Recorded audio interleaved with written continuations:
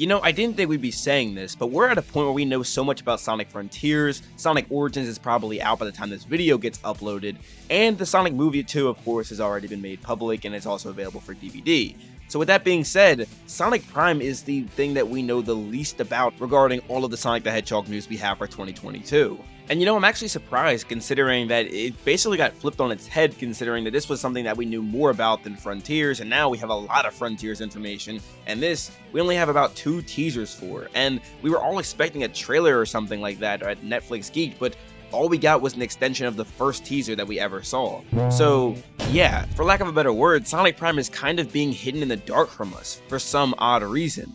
And it's important to remember that this TV show is still releasing in 2022, so the fact that we know and have seen so little about it is a little weird, although I have to say I'm not too concerned about it. Now, we know the whole story synopsis and all that other information, but outside of that, we've only seen a total of 2 clips of this entire show. And again, it's supposed to be releasing in 2022. Now, I'm not going to sit here and bore you with all the little information about what we currently know about the TV show, as I made one a couple months ago going into the nitty-gritty of what you can expect to see from it.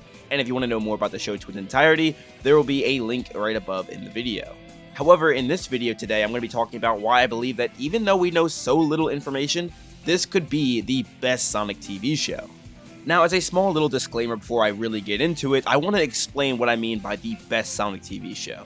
I've used this term in videos prior talking about the Sonic Movie 1 in comparison to Sonic Movie 2, in which I said that the Sonic Movie 1 was a good movie, but it wasn't, I believe, a good Sonic movie.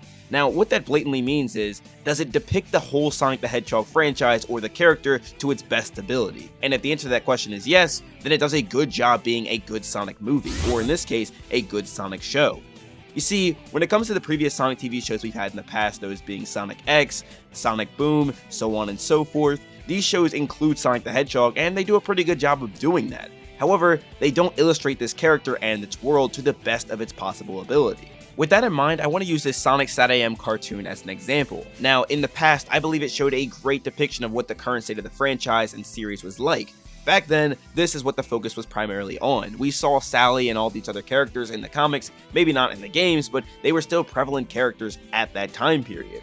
Now, if we were to compare it and use that as a template for modern day Sonic, well, I don't think that kids would be able to make that connection, seeing as though these characters are really not in almost anything anymore, and Sonic is really not using that similar design, and that lore no longer really applies to what we currently have in the series nowadays. Well, I don't know if this show has aged the best way possible in representing the series. And obviously, that's not this show's fault, considering it came out a very long time ago in comparison to what we have nowadays. And even my own personal favorite Sonic TV show, Sonic X, doesn't really do the best job possible in representing the entire series. Now, in my opinion, I think it does the best job out of any of the shows we have of Sonic the Hedgehog, but it still could have been a lot better. They include a lot of characters like Chris Thorndike, Chuck, and the emphasis on Sonic and his friends isn't as high as it should be as it is in the games. Like, if you think about it, Sonic and Chris seems to be the focal point relationship throughout the show, instead of Sonic and Tails or Sonic and another character who's crucial to his development.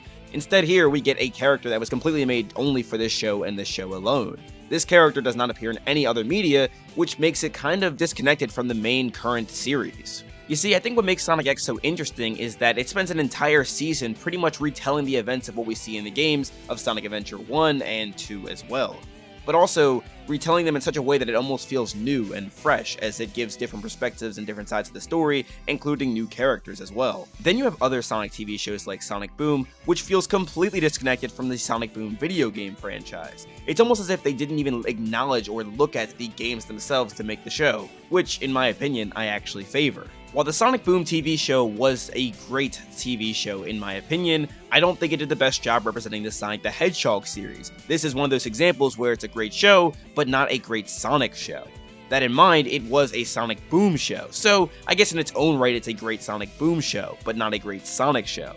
It gets kind of tricky with that kind of thing going on there. So I spent all of that time breaking down those 3 TV shows to pretty much give you a point of reference. When I say that Sonic Prime will be a great Sonic show, or the best Sonic show, I'm talking about it in terms of being a Sonic representative show, not talking about it being a great show in general, although I do think it will be that as well, but I don't know if I have enough information to go off of to say that kind of thing.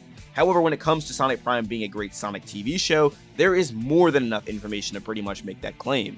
One of those things being that this is the first time we're seeing Green Hill Zone be acknowledged in a Sonic TV show.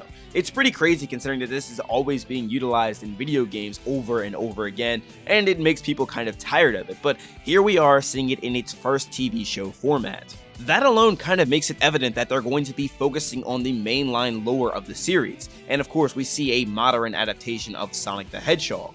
And obviously, this shows that it's going to be a show about the modern characters. We also even see Shadow the Hedgehog and Big the Cat. Now, Shadow is not that much of an oddity, considering Shadow is one of the most popular characters in the Sonic the Hedgehog series, and he's even making an appearance in the Sonic Movie 3, so he's even having a movie adaptation.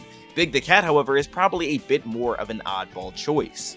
Now, when the Big the Cat teaser was kind of first showcased, I was a bit confused considering that I wanted to see a character more so along the lines of Tails or Knuckles or one of those, but seeing that even characters like Big the Cat and Froggy can get in this show, it kind of leaves it open for a lot of other characters to be involved as well. Characters like Silver, or even Rouge or Omega, can also probably get in considering Big is one of those characters you don't really see that often in the mainline games anymore. Another thing that really isn't that big of a deal, but should actually go mentioned, is the fact that a lot of these designs, they're not being changed, and if they are, it's very, very small design choices. Like, if we take a look at Big the Cat, for example. When I first saw him in the trailer, I knew something was off about him, but I wasn't really sure what, until someone pointed out that it was his mouth that was a little odd. But even still, it's still Big the Cat. It's not like he has sports tape or anything else going on there. We know that they're not trying to change too much or deviate too far from the mainline series in that front, which I think is a very good thing.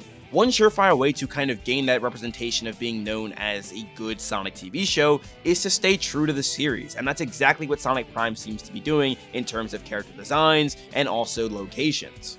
And the overall synopsis of the show kind of rings true to the entire Sonic series. Now, in the game, Sonic isn't going through a journey of self-discovery because Sonic really doesn't have that much, if any at all, character development, which I think is fine for his character. But here in this show, they want to give Sonic that kind of backbone, which I don't necessarily have a problem with considering the Sonic movie also did a similar thing where Sonic grew and developed as a character. Now, the reason this is likely done in the other medias outside of the games is just to kind of make Sonic a more relatable character and also more interesting. Now, I'm not trying to say that Game Sonic is boring, because actually it's my favorite interpretation of this character from the time period of Sonic and the Black Knight and Adventure. That era of Sonic is my favorite, and even then, it doesn't have that much character development because Sonic is seen as this character who is kind of always just him. He's always doing what he believes is right, and I think that's cool. However, for whatever reason, the show and also the movies want to allow Sonic to grow in front of us on screen. That way we can all support him, and also it helps engage interest a bit better. Seeing a character or a person constantly grow and develop right in front of you makes you want to root for them and engages the viewer a lot more than it would ordinarily.